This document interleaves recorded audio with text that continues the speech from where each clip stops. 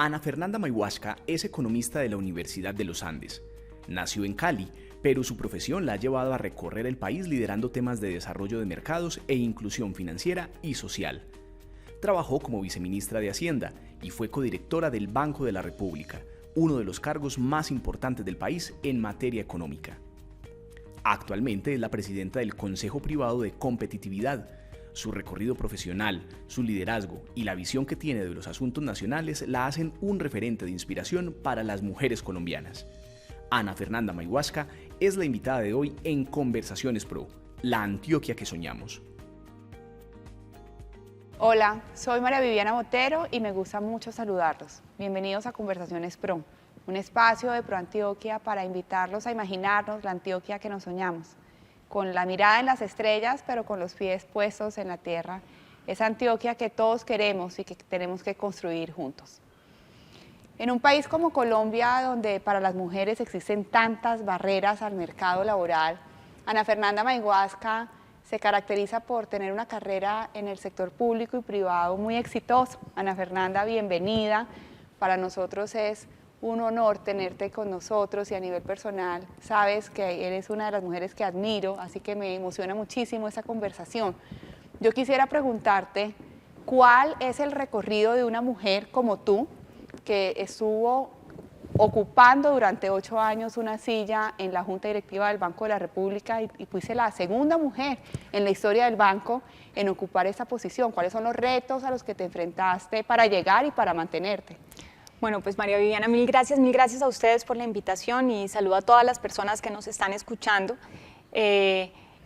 Voy a decir una cosa que normalmente no se dice, es que yo creo que el orgullo es mío, que de alguna manera alguien que además tiene una carrera brillante y unas actuaciones súper sobresalientes, diga que de alguna manera yo represento cualquier cosa en su vida, porque creo que parte de lo que se trata y de lo que aprendí en ese rol en la Junta Directiva del banco, no por el rol per se, sino por haber sido la segunda mujer en llegar, es la importancia que tiene en la comunidad femenina los roles de modelo.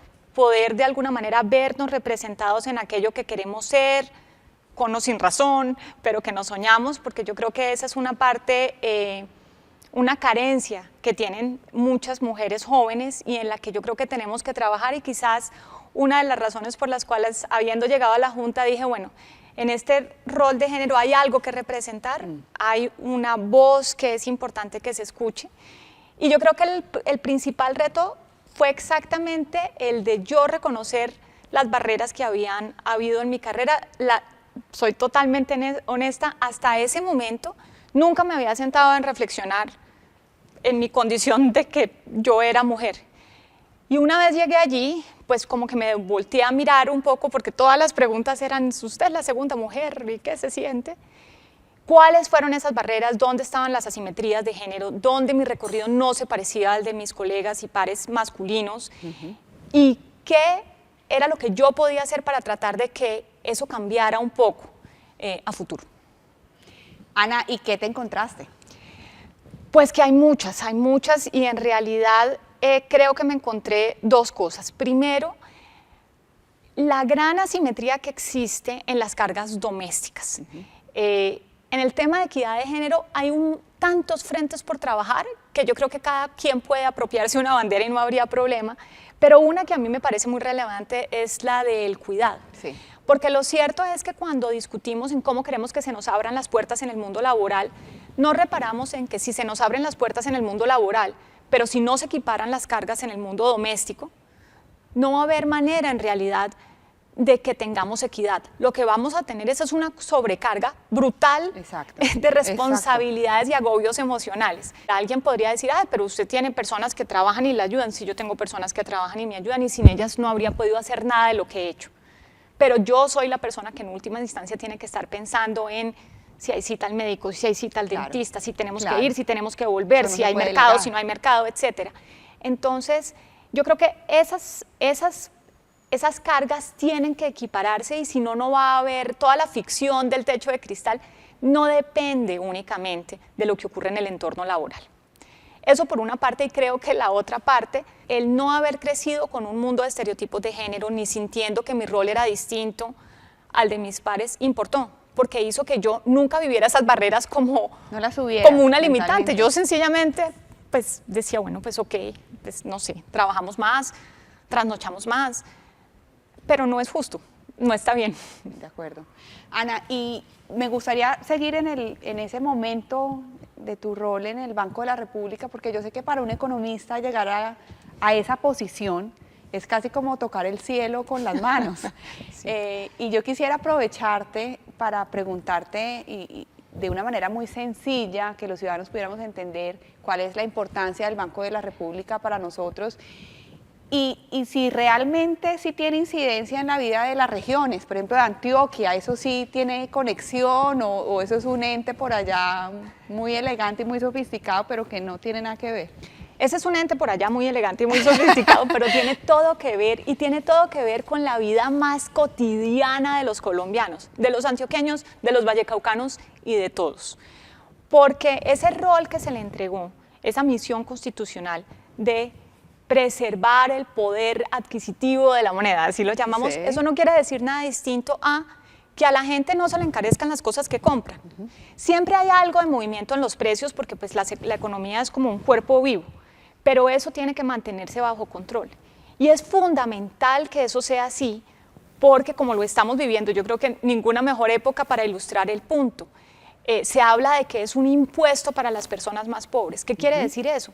Pues que si suben los precios, a quienes más está afectando es a las personas de menor poder adquisitivo. Y sobre todo cuando hablamos de los precios, por ejemplo, de los alimentos, que son una parte muy importante de la canasta básica de las personas de escasos recursos. Inmediatamente se empieza a mover la inflación, la gente empieza a pasarla mal. Entonces, ese señor tan alejado, tan remoto que se ve allá en las fotos, en últimas se está velando quizás por uno de los elementos más importantes del bienestar de la ciudadanía. Pero además voy a contarte otro par de cosas que la gente no tiene en el radar y yo creo que es importante. Cada vez que las personas hacen una transacción, pues en el mejor de los casos, si abren su billetera en este momento tienen algún billete. Pero si no tienen un billete y van a tener un medio de pago electrónico, el Banco Central está detrás de toda esa tubería a través de los colombianos podemos hacer pagos en efectivo, digitales, en fin, todos tienen al final un espejo de infraestructura que provee el Banco de la República. Nadie habla de eso, pero es importantísimo en la eficiencia de la economía colombiana. Pareciera ser, Ana, que esa relación entre la economía y lo social a veces no es tan clara para algunos ciudadanos cuando las decisiones económicas que se toman impactan inmediatamente la cotidianidad de todos nosotros. Hay incluso voces en la coyuntura actual que hablan de resolvamos los problemas a través de imprimamos más billetes, pero sabemos que esa no es la solución. Yo quisiera oírte un poquito tu reacción. El banco emite billetes e imprime billetes todos los días, pero hay un nivel óptimo. La economía necesita emisión para poder tener capacidad de crecer y ahí está el banco. El punto es que si emites más de eso, tú en algún momento, suponte que esta economía solo produjera naranjas para hacer esta ficción. Tú tienes que darle dinero para que pueda invertir y producir y sembrar los naranjos y producir los naranjos y cosecharlos. Pero si le das más dinero, llega un punto donde tú no puedes hacer que las naranjas nazcan más rápido. Claro. No va a haber más naranjas. Va a haber más dinero, pero no más naranjas. Entonces tú vas a decir, quiero más naranjas porque tengo más dinero, pero no hay más naranjas. Entonces lo que va a ocurrir es que el precio de las naranjas va a aumentar. Claro. Pero no vamos a mejorar la capacidad de que las personas coman naranjas, que es lo que queríamos. Entonces, en esa medida, y pues perdónenme en la metáfora, pero podemos imprimir todos los billetes que queramos, no va a haber más naranjas. El objetivo primordial que tienen todas las autoridades económicas es que este país tenga las condiciones para producir más naranjas y importa mucho entender que no son esas condiciones las que producen las naranjas, no es el Estado el que produce las naranjas las produce el sector privado. Claro. Lo que hay es que poner las condiciones para que ocurra y que ojalá cada vez produzcamos más naranjas. Clarísimo, y esa explicación y esa metáfora me da pie para que pasemos a tu rol actual, y lo tengo que decir también, un poco volviendo al inicio de ese orgullo que nos da a las mujeres cuando vemos a otras en posiciones de liderazgo. Para un ciudadano, ¿qué significa que tengamos un país más competitivo? Entonces, empecemos por la forma en que nosotros hemos construido, ¿qué es la competitividad? Para nosotros es un conjunto de condiciones. Nosotros las denominamos habilitantes, pero pues eso no es nada más que decir que aquellas cosas que nos permiten. Sí. ¿Que nos permiten qué? Ser productivos. Y entonces, ¿qué quiere decir ser productivos? Pues ser productivos quiere decir que en el mismo tiempo, con los mismos recursos que estamos invirtiendo, produzcamos más naranjas. Exacto. Esa es la productividad y es uno de esos lastres que carga la economía colombiana. La economía colombiana es muy poco productiva. Cuando nosotros miramos, por ejemplo, la productividad laboral, nos encontramos que si comparamos la productividad laboral colombiana con la del promedio de los países OCDE, nosotros somos el 36% de esa productividad. Es decir, que ellos en una hora producen, voy a decirlo así, una naranja, nosotros producimos menos de la mitad de una naranja en esa misma hora de trabajo. ¿Eso qué quiere decir? Pues si nosotros no somos productivos, con la gran cantidad de horas que invertimos trabajando en el caso colombiano, porque este es un país con mucho empuje, no logramos crecer, no logramos tener suficientes naranjas. Y lo que la gente necesita para vivir mejor son naranjas. Claro. No son pesos, no son billetes, no, son naranjas. La competitividad es aquello que nos permite esa productividad, movernos hacia adelante, crecer mejor. Y el problema o la virtud es que la competitividad está compuesta por un montón de cimientos, desde la salud, la educación, el mercado laboral, la sofisticación del sistema productivo, la infraestructura, las tecnologías. Entonces, pues, para bien mío, porque eso quiere decir que me entretengo aprendiendo de muchas cosas, tenemos que mirar hacia muchos lados que constituyen esos cimientos para que podamos ser más productivos. Porque esos pilares van desde que un chiquito o una chiquita pueda entrar al colegio, tenga una educación de buena calidad, tenga atención en salud, no haya enfermado al nacer y muerto, no lo haya hecho su madre, tenga la oportunidad de pasar a educación media y termine su etapa escolar, pueda tener algún tipo de formación en educación superior que además sea pertinente para el trabajo. Porque es que las personas no nos educamos solo porque sí, nos educamos para tener un mejor nivel de vida y ser felices en lo que hacemos y tener esperanza. Fíjate que eso está en el corazón de la vida de cada ciudadano. Bueno, pues eso es competitividad. Pues me encanta, me parece fascinante esa conexión que podemos lograr con un concepto que parece ser tan técnico y tan elevado y cómo impacta la vida de todos nosotros. Y yo ahí sigo en ese punto, Ana, porque quisiera que habláramos de Antioquia. Acaba de salir el índice departamental de competitividad, Antioquia quedó en el segundo lugar, pero quisiera oír tu visión, cuáles son esos avances que esta región ha tenido y en qué tenemos que concentrarnos, esos retos o esos rezagos que todavía tenemos. Bueno, pues en el caso de Antioquia nosotros nos encontramos con una región que ocupa en términos generales el lugar que debería ocupar. Es decir, esta es una región importante en términos de producto, importante en términos de población para el país y la vemos ocupando más o menos el segundo lugar. Tenemos 13 pilares, esos cimientos que hablábamos, nosotros los dividimos en 13 pilares y ahí medimos a los 32 departamentos y Bogotá Distrito Capital, son 33 regiones en total y Antioquia lo encontramos más o menos en la mitad de los pilares ocupando el segundo puesto, lo cual es como lo que uno espera y uno dice, estamos bien en ese sentido. Hay algunos puntos en los que uno dice, bueno, ¿dónde tenemos temas para pensar?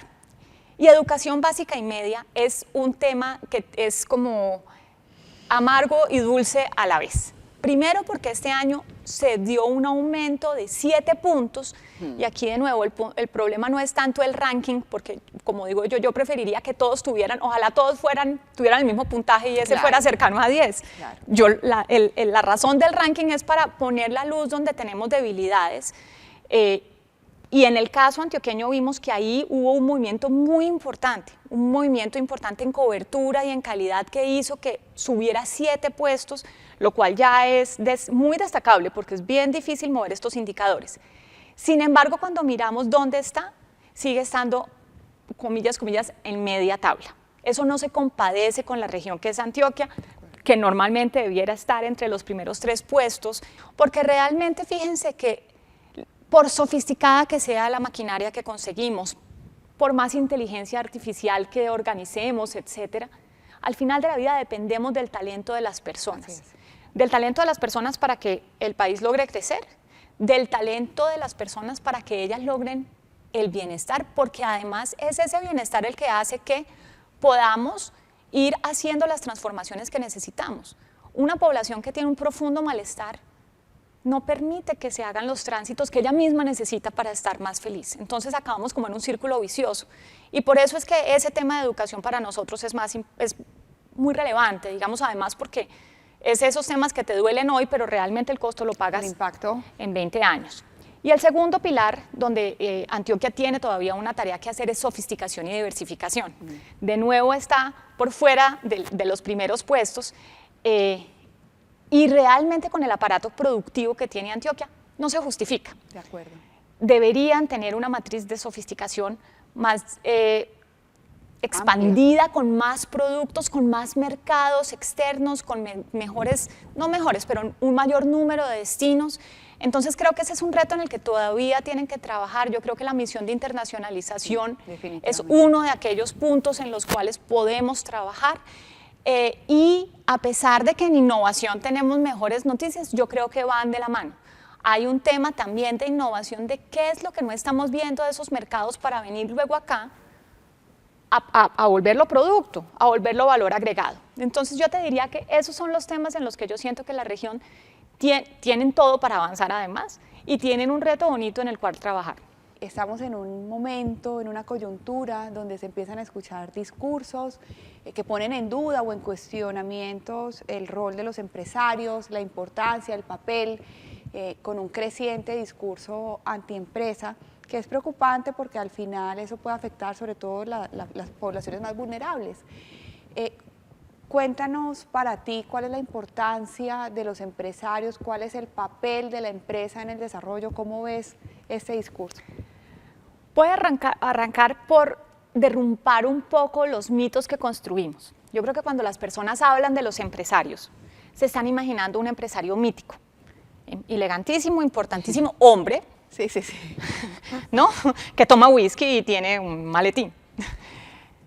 El dato que obtuvo la misión de empleo, y yo creo que ese dato incluso subestima la realidad, dice que el 91% de las empresas en Colombia tienen entre 1 y 3 empleados.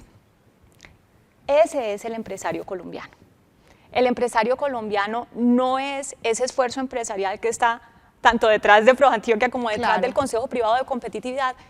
Esos empresarios los que son empresarios que están tratando de que todos seamos ellos. Pero el empresario colombiano es un empresario aguerrido, con una empresa muy pequeña, que carga las cargas regulatorias que tenemos en este país y que le seguimos poniendo cargas porque nos estamos imaginando que esas cargas las está cargando, perdóname la redundancia, nuestro empresario mítico. Y en esa medida yo creo que lo primero que tendríamos que hacer es, antes de hablar del rol de las empresas, que ya algo diré, es entender que las empresas colombianas son esas. Son los colombianos que nos encontramos en el transporte público y están yendo a construir su empresa, a tratar de construir algún proyecto con el cual poder sobrevivir y ojalá progresar y darles esperanzas y mejores sueños a las siguientes generaciones. Claro. Entonces, lo primero creo que es importante que entendamos que cuando hablamos del 91%, eso quiere decir que 9 de cada 10 veces nos vamos a encontrar a un microempresario, no a un empresario. Claro.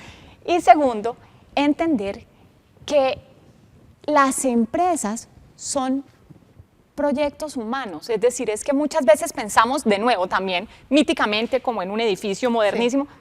No, empresas es cuando tú y yo decimos que nos vamos a sentar aquí porque tenemos un mensaje que puede ser importante. Las empresas son construcciones, sueños de la sociedad. Entonces, ¿cuál es su rol? Es todo. Claro. Su rol es todo porque es la forma en la que nos asociamos. Y voy a hacer una pequeña cuña también de algo que yo creo que nos ha hecho daño. Yo creo que hemos comprendido mal la palabra emprendimiento. Y le hemos dado, sobre todo para las nuevas generaciones, un lustro en el que suena muy sexy porque vamos a ser emprendedores, etc. Bueno, pues todo empresario fue un emprendedor. Claro, en algún momento. En algún momento.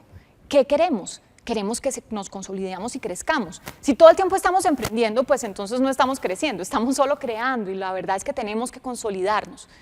Ese tejido empresarial que necesitamos que escale. Es muy difícil ser productivo con empresas tan pequeñitas, porque las cargas son muy grandotas. Necesitamos que escale y es ahí donde se producen las naranjas. Okay. No, las naranjas no se producen en el Estado. Cuando los gobiernos hablan de que se van a generar empleos, se van a generar empleos en el tejido empresarial. Sí. Los empleos no se generan ni en el Estado, ni en los gobiernos, etcétera. Se generan produciendo naranjas.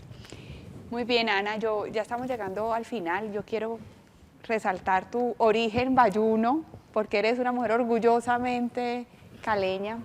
Y Antioquia y el Valle del Cauca comparten muchas cosas y también muchos dolores. Una historia de violencia, de desigualdad, de pobreza. Y yo creo que tenemos que trabajar, y quería preguntarte tu mirada, ¿cómo hacemos para que el país se conecte más con las regiones? ¿Cómo hacemos para que nuestra realidad sea una realidad más visible de cara al país? En el caso de Colombia tenemos una cosa distinta al resto de los países, a muchos países de la región.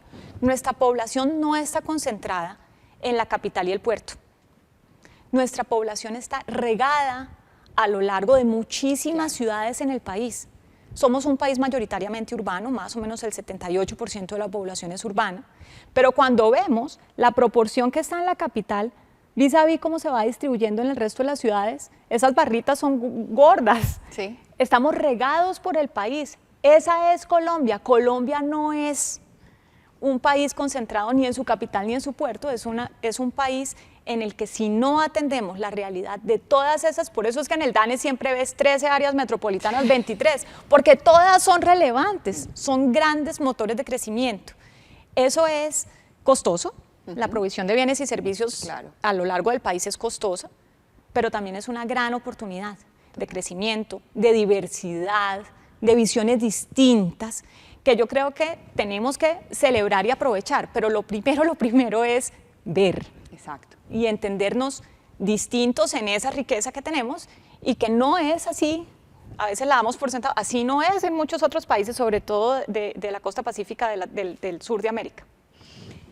Ana, no te puedo dejar ir sin preguntarte, en tu rol de líder nacional, ¿cuál es tu sueño para Antioquia? ¿Cómo te sueñas esta región? ¿Qué quisieras para nosotros?